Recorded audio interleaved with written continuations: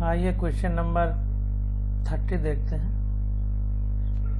जल के नीचे वस्तुओं को ढूंढने व उनके स्थान का पता लगाने के लिए सोनार में पराश्रव्य तरंगों का प्रयोग होता है।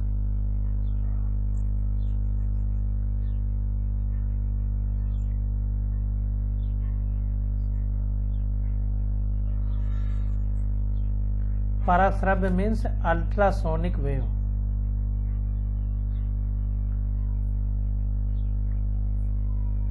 कोई पनडुब्बी सोनार से सुसज्जित है,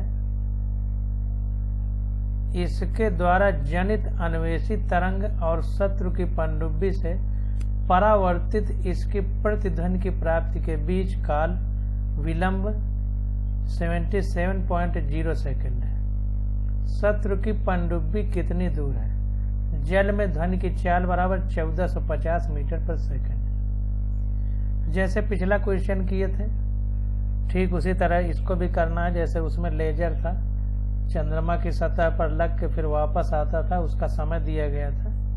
तो जाने और आने का समय दिया गया था क्योंकि परावर्तित होकर के पृथ्वी तक आ रही थी। वही चीज यहाँ भी करना है। तो फिर से प्रश्न को देखिए। कह रहा है कि जल के नीचे वस्तुओं को ढूंढने व उनके स्थान का पता लगाने के लिए सोनार में पराश्रव्य तरंगों का प्रयोग होता है। सोनार एक उपकरण है जिससे समुद्र के ऊपर नाव में बैठकर नीचे उन तरंगों को डाला जाता है, फिर वो समुद्र तल पर टकरा करके फिर से वापस आती है। तो वही कह रहा है कि कोई पनडुब्बी सोनार से सुसज्जित है, यानी ये यंत्र लगा हुआ है, इसके द्वारा जनित अन्वेषी तरंग और शत्रु की पनडुब्बी से परावर्तित इसकी प्रतिध्वनि की प्राप्ति के बीच का काल विलंब 77.0 सेकंड है। मान लीजिए समुद्र के अंदर गहराई में कोई शत्रु है, तो उसकी पनडुब्बी से जब वो टकरा करके वापस आती है तरंग, तो कह रहा है कि उसका समय अंतराल या काल विलंब 77.0 सेकंड है। तो कह रहा है कि शत्रु की पनडुब्बी कितनी दूर है। जल में ध्वनि की चाल दे दिया है 1450 मीटर पर सेकंड। अब देखिए, तरंग उत्पन्न करने तथा उसके प्रतिध्वनि प्राप्त होने के बीच के समय का अंतर t बराबर 77.0 सेकंड है। प्रतिध्वनि मतलब ध्वनि मतलब जो उत्पन्न की गई, प्रतिध्वनि मतलब जो वहां से टकरा के लौट के हमारे पास भी आ गई, रिफ्लेक्टेड साउंड कह सकते हैं। उत्पन्न की गई तरंग पानी में गति करते हुए पानी के अंदर उपस्थित वस्तु से टकराती है। वस्तु से टकराने के बाद ये तरंगे परावर्तित हो जाती है, मतलब वापस लौटती है। तरंग उत्पन्न करने तथा उसकी प्रतिध्वनि प्राप्त होने के बीच का समय, अब समय कितनी दूरी के बराबर होगा? पहले मान लो दुश्मन 100 मीटर की दूरी पर है, तो पहले 100 मीटर गई, उसके नाव से या पनडुब्बी से टकराई, फिर लौट के हमारे तक आई, तो मतलब 100 मीटर गई फिर 100 मीटर आई, मतलब दुगुना दूरी तय की, इसीलिए 2x लिख दिया। तो तरंग उत्पन्न करने तथा उसकी प्रतिध्वनि प्राप्त होने के बीच का समय बराबर 2x। तरंग द्वारा 2 या मतलब x, अगर दूरी को x माने यहाँ पर गुणा कर रहा है, तो 2 इंटू तरंग द्वारा शत्रु की पनडुब्बी तक पहुंचने में लगा समय, मतलब एक बार जाने का समय एक बार आने का समय, यानी दोगुना टाइम लगा। तो इसलिए तरंग को शत्रु की पनडुब्बी तक पहुंचने में लगा समय, पनडुब्बी तक जाने और आने का समय 2 इंटू शत्रु द्वारा तरंग द्वारा शत्रु की पनडुब्बी तक पहुंचने में लगा समय। तो अब जाने का आने का समय कैपिटल T है, तो सिर्फ जाने का हमें निकालना है। तो जाने के लिए क्या होगा? जितनी दूरी उसने जाने में तय किया उतनी ही दूरी आने में, इसका मतलब जितना समय जाने में लगा उतना समय आने में। तो जाने में कितना समय लगा? जितना दिया है जाने आने का उसका आधा समय ही लगेगा। इसलिए तरंग को शत्रु की पनडुब्बी तक पहुंचने में लगा समय t बराबर कैपिटल T/2 कर दिया। जाने का समय इसका आधा हो जाएगा क्योंकि ये जाने और आने दोनों का समय। तो यह हो गया 77.0/2 सेकेंड, तो यह आ गया 38.5 सेकेंड। अब देखिए, ध्वनि की जल में चाल दे दिया है 1450 मीटर पर सेकेंड, इसलिए शत्रु की पनडुब्बी की दूरी चाल बराबर दूरी बटे समय, तो दूरी बराबर चाल गुणे समय। चाल 1450 है और समय 38.5 सेकंड है। तो ये आ गया 55,825 मीटर, यानी 55,825 किलोमीटर, क्योंकि 1000 का भाग देंगे तब किलोमीटर बदलेगा, तो 3 अंक बाद दशमलव लग गया। अगला क्वेश्चन देखिए क्या कह रहा है। हमारे विश्व में आधुनिक खगोलविदों द्वारा खोजे गए सर्वाधिक दूरस्थ पिंड इतनी दूर हैं कि इनके द्वारा उत्पन्न प्रकाश को पृथ्वी तक पहुंचने में अरबों वर्ष लगते हैं। इन पिंडों, जिसे क्वासर कहते हैं, कहा जाता है कि कई रहस्यमय लक्षण हैं जिनकी अभी तक संतोषजनक व्याख्या नहीं की जा सकी। किसी ऐसे क्वासर की किलोमीटर में दूरी ज्ञात कीजिए जिससे उत्सर्जित प्रकाश को हम तक पहुंचने में 300 करोड़ वर्ष लगते हैं। कह रहा किसी ऐसे क्वासर की किलोमीटर में दूरी बताइए। अब दूरी बताना है, हमको समय दे दिया है। तो अब देखिए, दिया है प्रकाश से पृथ्वी तक पहुंचने में लगा समय 300 करोड़ वर्ष, यानी 3 बिलियन ईयर्स। तो 3 × 10⁻9 ईयर हो जाएगा, क्योंकि 1 बिलियन बराबर 10⁻9, 1 मिलियन बराबर 10�6 होता है। तो 3 10⁻9 का गुणा किया तो साल में बदल गया, और साल में 365 दिन होते हैं, तो 365 का गुणा कर दिया तो दिन में बदल गया, और एक दिन में 24 घंटे होते हैं तो गुणा कर दिया तो घंटे में बदल गया। 1 घंटे में 60 मिनट होते हैं तो 60 का गुणा कर दिया तो मिनट में बदल गया। 1 मिनट में 60 सेकंड होते हैं तो 60 का गुणा कर दिया तो सेकंड में बदल गया। तो ये 300 करोड़ वर्ष जो है ये हमारा बदल गया समय में, सेकंड में बदल गया। अब देखिए, प्रकाश की चाल हमको दिया है c बराबर 3 × 10⁸ मीटर पर सेकंड होती है लगभग। अब देखें, हिंदी वाली बुक में गलत दिया है, 3.0 बिलियन ईयर लगता है। इंग्लिश वाले में 300 करोड़ लिखा है। देखिए, इसको यहाँ पे दशमलव लगा दीजिए, 3.0 करोड़ वर्ष, तब ये 3.0 बिलियन हो जाएगा। तो 3 × 10⁹ का गुणा होगा। हिंदी वाले में गलत ज्यादा दिया गया है, इसको ध्यान देना है हर जगह। तो ये प्रकाश की चाल आ गई 3 × 10⁸ मीटर पर सेकंड। यहाँ पे गलत दिया है, यहाँ सही लिखा है। अब देखिए, क्वासर की पृथ्वी से दूरी, चाल बराबर दूरी बटे समय, तो दूरी बराबर चाल गुणे समय। चाल मतलब प्रकाश की चाल 3 × 10⁸ हमको पता है। समय t = 3 करोड़ वर्ष, तो उसको हमने सेकंड में बदला था, तो 3 × 10⁻9 × 365 × 24 × 60 × 60। तो ये हमारी दूरी आ गई मीटर में। तो ये आ गया 2.84 × 10⁻25 मीटर, यानी 2.84 इंटू ये 3 कम हो जाएगा तो ये किलोमीटर में बदल जाएगा, मतलब 1000 का हमने भाग दिया। तो क्वासर की पृथ्वी से दूरी आ जाएगी 2.84 × 10⁻22 किलोमीटर। देखिए, सब जगह वही टाइम, अगर परावर्तित हो रहा है तो टाइम को आधा किया जा रहा है, प्रकाश की चाल ली जा रही है, और चाल बराबर दूरी बटे समय, या दूरी बराबर चाल गुणे समय का फार्मूला लगाया जा रहा है। सब जगह वही चीज हो रही है। तो कोड वर्ड याद रखिए कि हो क्या रहा है। आगे देखते हैं 32 क्वेश्चन नंबर। कह रहा है, यह एक विख्यात तथ्य है कि पूर्ण सूर्य ग्रहण की अवधि में चंद्रमा की चक्रिका सूर्य की चक्रिका को पूरी तरह ढक लेता है।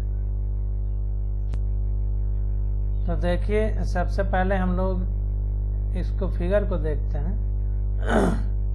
क्वेश्चन एक बार फिर से पढ़ लेते हैं। यह एक विख्यात तथ्य है कि पूर्ण सूर्य ग्रहण की अवधि में चंद्रमा की चक्रिका, ये चंद्रमा सूर्य की चक्रिका को पूरी तरह ढक लेती है। सूर्य इतना बड़ा है, इसको पूरी तरह ढक लेती है ये चंद्रमा। इस तथ्य और उदाहरण 3 और 4 से एकत्र सूचनाओं को के आधार पर चंद्रमा का लगभग व्यास ज्ञात कीजिए। चंद्रमा का व्यास ज्ञात करना। अब देखिए, सूर्य इतना बड़ा है, चंद्रमा उसको पूरी तरह ढक लेता है कि सूर्य का प्रकाश पृथ्वी पर नहीं होता। तो कहते हैं सूर्य ग्रहण, मतलब सूर्य को ग्रहण कर लिया चंद्रमा ने, पूरी तरह ढक लिया।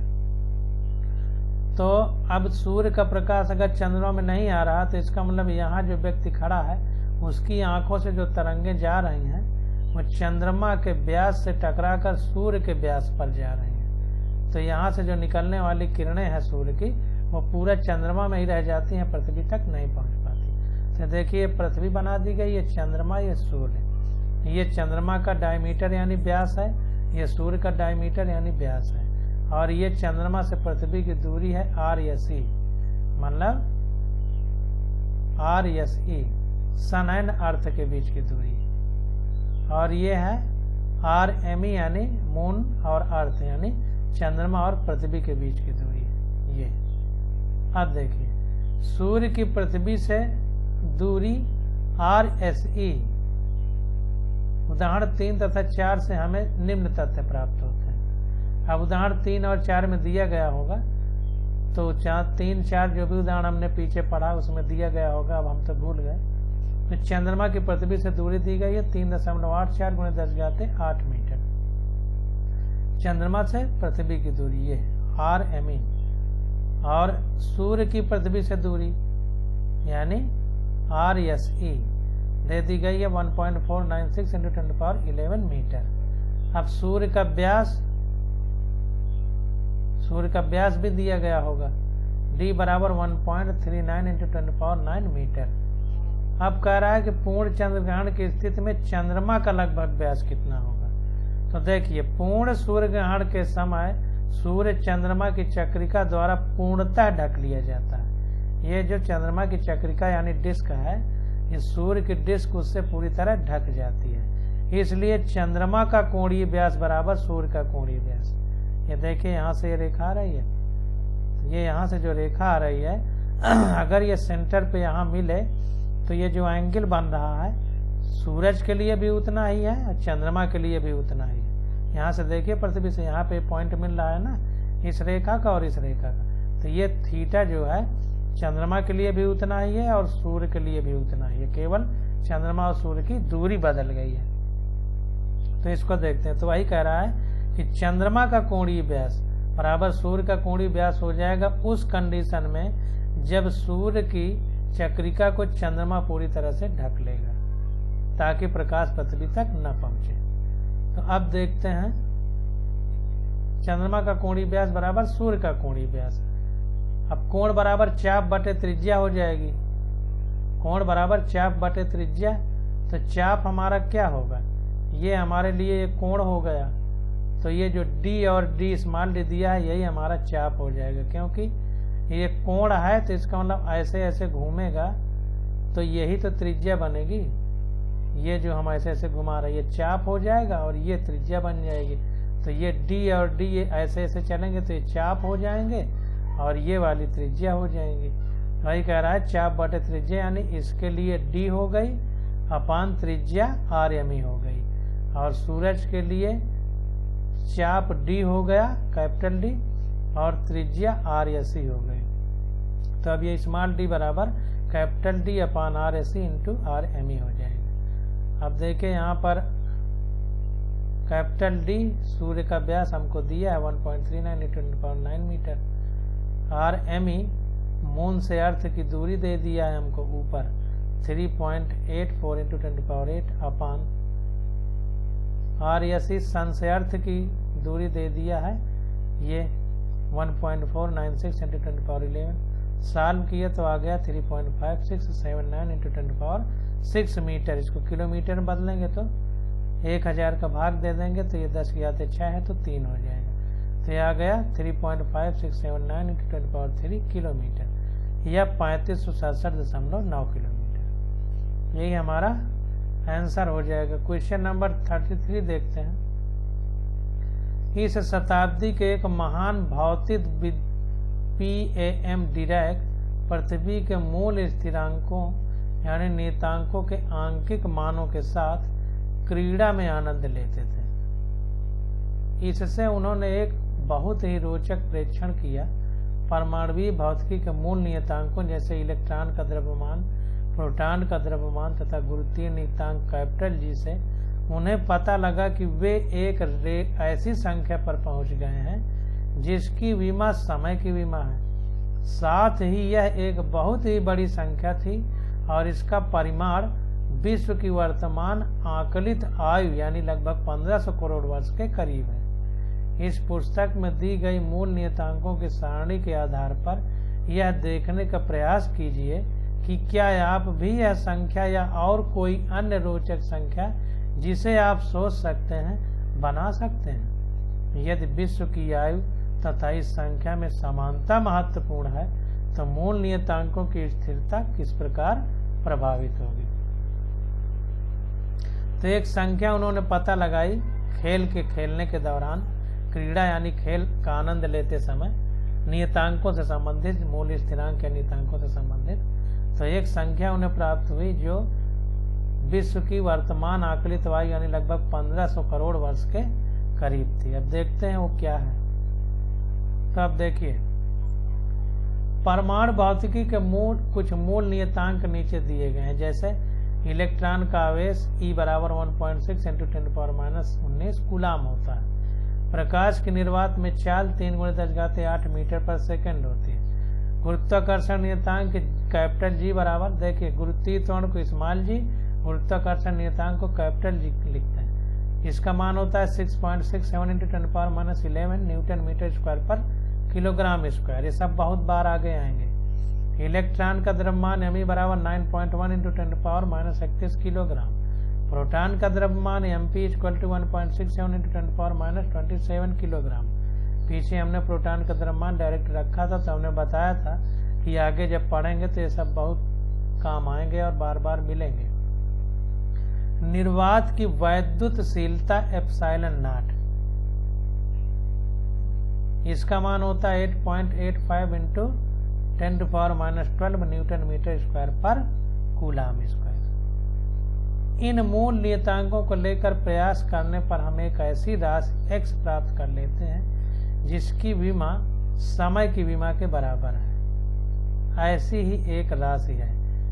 तो x बराबर e⁴/16 π² mp यानी mass of proton, me square mass of electron के स्क्वायर, c³ मतलब प्रकाश के वेग का स्क्वायर इंटू g मतलब ग्रेविटेशनल कांस्टेंट, ये मिल जाता है।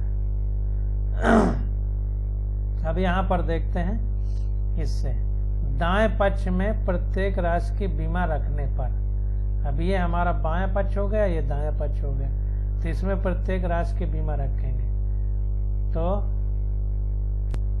ये देखिए इलेक्ट्रॉन है, तो इलेक्ट्रॉन का आवेश यानी आवेश Q बराबर IT होता है। I का मतलब करंट, तो एम्पियर, T का मतलब टाइम, तो AT⁴ कर दिया अपान 16 π² बीमाहीन है, ε0 की बीमा रखा है, m inverse L⁻³ T⁴ A²।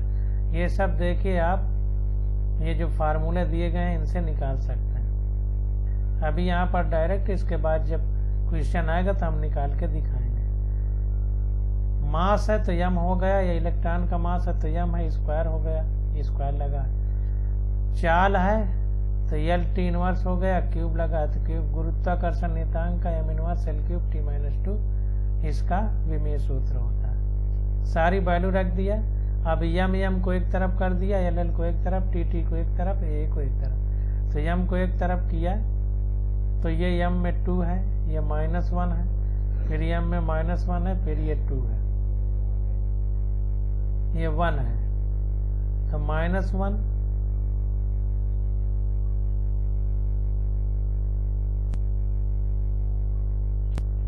तो यहाँ पर देखिए m में स्क्वायर है तो स्क्वायर कर दिया, 1 -1 ये है, और ये देखिए स्क्वायर होगा तो -2 हो जाएगा, तो m स्क्वायर और ये -2, ये -1 और ये +1, ऐसे L में भी निकल आएंगे। तो ये करके सॉल्व किया तो आ गया m0 L0 T A⁴0, यानी केवल T आ गया। इसका मतलब ये जो संबंध है, इस प्रकार से उन्होंने संबंध प्राप्त किया होगा, जो वैज्ञानिक क्रीड़ा के समय संख्या प्राप्त किए। इस संबंध में सभी नियतांकों के मान रखने पर, अब इस संबंध में सब, जैसे इलेक्ट्रॉन के चार्ज है तो चार्ज रख दिया 1.6 × 10⁻⁻19 की पावर 4 अपान 16 है तो 16 रख दिया, पाई की वैल्यू 3.14 का whole square into epsilon naught का वैल्यू रख दिया 8.854 इंटू 10⁻12 स्क्वायर से स्क्वायर लगा दिया। प्रोटॉन का द्रव्यमान 1.67 इंटू 10⁻27 होता है। इलेक्ट्रॉन का द्रव्यमान 9.1 इंटू 10⁻31 होता है, इसका स्क्वायर है तो स्क्वायर कर दिया। प्रकाश की चाल 3 × 10⁸ मीटर पर सेकंड होती है, इसका क्यूब है तो क्यूब कर दिया। इंटू कैपिटल जी की वैल्यू होती है 6.67 इंटू 10⁻11, इसको भी रख दिया और सॉल्व किया तो आ गया 2.18 इंटू 10⁻16 सेकेंड, यानी 6.9 इंटू 10⁸ साल में बदल देंगे इसको, तो ये इतने साल आ गया, यानी 10⁹ ईयर की कोटि का लगभग आ गया, या 1 बिलियन ईयर। राशि का परिकलित मान ब्रह्मांड की आयु के सन्निकट है। अब देखिए यहाँ पर जो है सेकंड को साल में बदलना है, तो इसमें बटे 365 दिन होते हैं एक साल में, तो 365 गुणे एक साल में 24 दिन होते हैं, तो 24 घंटे होते हैं, तो 24 गुणे 1 घंटे में 60 सेकंड होता है, मिनट होता है, तो 60 गुणे 1 मिनट में 60 सेकंड होता है, तो फिर 60 का गुणा कर देंगे। इतना बटे में करेंगे तो ये साल में बदल जाएगा। पीछे कई बार कर चुके हैं, कर लीजिएगा। अब यहीं पर हमारा चैप्टर खत्म हो जाता है। अब हम लोग नीट के क्वेश्चन अगले लेक्चर में करेंगे।